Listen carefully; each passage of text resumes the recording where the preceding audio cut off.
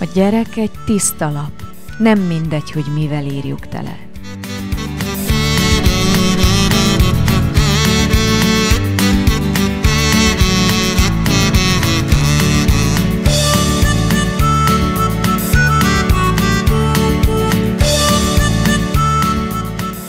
Ők mindenből a legjobbat kell, hogy kapják, a kultúrából is.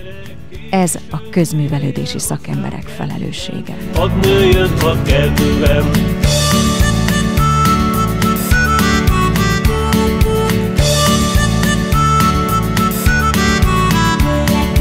jöjj el hozzám kedden, hadd nőjön a kedvem, jöjj el hozzám szerdán, kopogtass a mennypál.